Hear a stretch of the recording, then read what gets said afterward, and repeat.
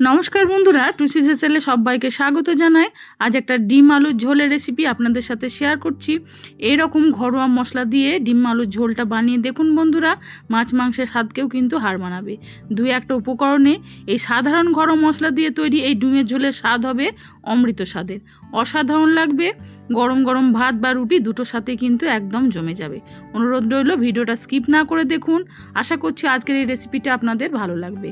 আজকের এই ডিম আলুর ঝোলের রেসিপি তৈরি করার জন্য আগে থেকে দেখুন একটা মশলা তৈরি করে নিচ্ছি। একটা কাঁচা লঙ্কা, একটা মিডিয়াম সাইজের পেঁয়াজ, 1 ইঞ্চি আদা, সেই সঙ্গে দিয়ে দিচ্ছি একটা টমেটো, আর দিচ্ছি 4-5 কোয়া রসুন। মিহি পেস্ট একটা বানিয়ে নিতে হবে। আমার চ্যানেলে নতুন এসে থাকলে অনুরোধ রইল আমার চ্যানেলটিকে সাবস্ক্রাইব করে আমার পাশে থাকার।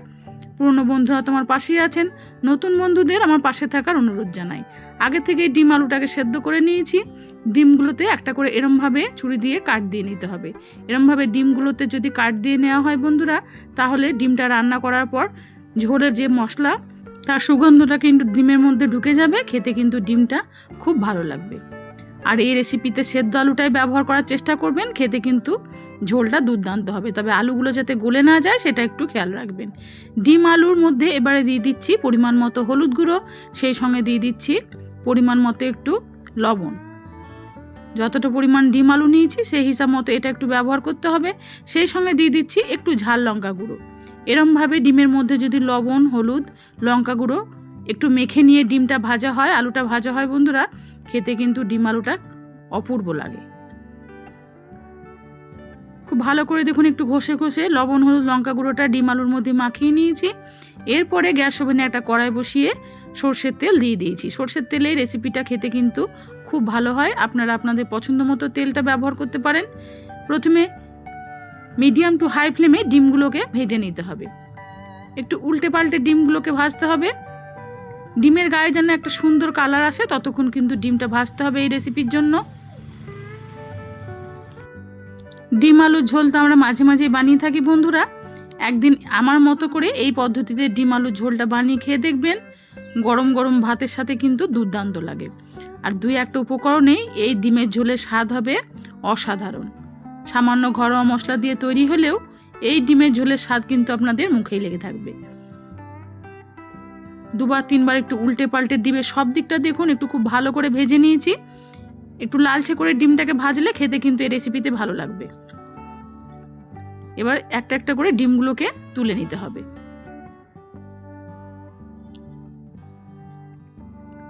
সব ডিমগুলোই দেখুন আমি এরকমভাবে তুলে নিয়েছি। এবার ওই যে তেলটা রয়েছে সেই তেলটার মধ্যেই লবণ, হলুদ, লঙ্কা গুঁড়ো মাখিয়ে রাখা আলুগুলোকে একই রকমভাবে মিডিয়াম টু হাই ফ্লেমে ভাজতে হবে। বেশ আলুগুলো যাতে লাল লালভাবে ভাজা হয় সেরকমভাবেই আলুগুলোকে ভাজতে হবে। আর সেদ্ধ করার সময় খেয়াল রাখবেন আলু যেন একদম গলে না যায়। মোটামুটি 70 থেকে 80% যাতে আলু সেদ্ধ হয়ে যায় সেরকমভাবে আলুটাকে কিন্তু আগে থেকে সেদ্ধ করে নেবেন। তাহলে রান্না করতে করতে বাকি অংশটা সেদ্ধ হয়ে যাবে, আলুটা খেতে নরম হবে, ভালো লাগবে। পুরোপুরিভাবে গলে গেলে কিন্তু আলুটা খুব ভালোভাবে ভাজা যাবে না। দেখুন লাল লাল করে বেশ উল্টে পাল্টে আলুগুলোকে ভেজে নিয়েছি একই রকমভাবে। এরপরে আলুগুলোকেও তুলে নিতে হবে। এবার ওই তেলের মধ্যে আরও কিছুটা পরিমাণ তেল দিয়ে দিচ্ছি। প্রায় 4 চামচের 2 চামচ মতো তেল দিয়ে দিয়েছি। তেলটা খুব ভালোভাবে দেখুন গরম হয়ে গেছে।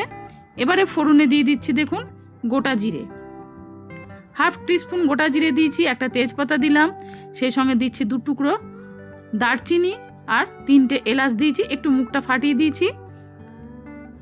এরপরে বেটে রাখা মশলাটা দিয়ে দিয়েছি। একটু গোটা গরম মশলা, গোটা জিরে যদি এই ডিমের ঝোলে ফোড়ন দেওয়া হয় বন্ধুরা, এর স্বাদটা কিন্তু খুব ভালো হয়। মশলাটা দেওয়ার পরে খুব ভালো করে একবার দেখুন নাড়িয়ে দিয়েছি। বাকি মিক্সির বাটিতে যে মশলাটা লেগেছিল সেটা একদম ধুয়ে আমি দিয়ে দিয়েছি। খুব ভালো করে 1 মিনিট মশলাটাকে উল্টে পাল্টে নাড়িয়ে দিয়ে এবারে দিয়ে দিচ্ছি দেখুন 1/2 টিস্পুন মতো ধনে গুঁড়ো আর 1/2 টিস্পুন মতো জিরে গুঁড়ো।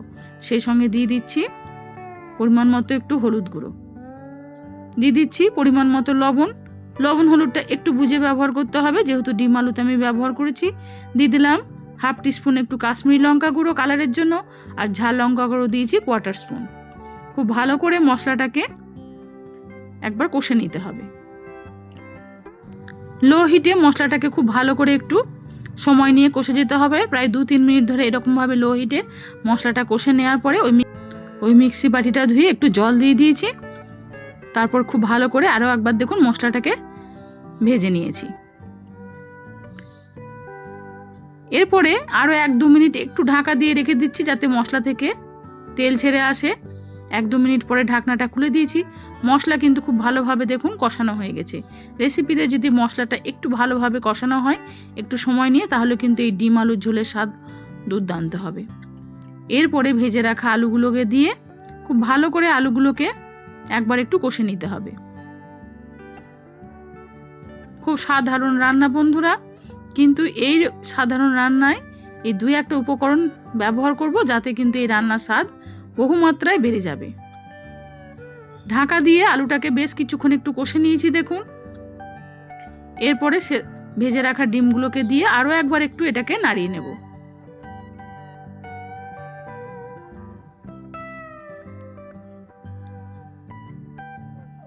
লো টু মিডিয়াম হিটে আরও আমি 1-2 মিনিট ধরে ডিম আলুটাকে খুব ভালো করে কষে নিয়েছি দেখুন।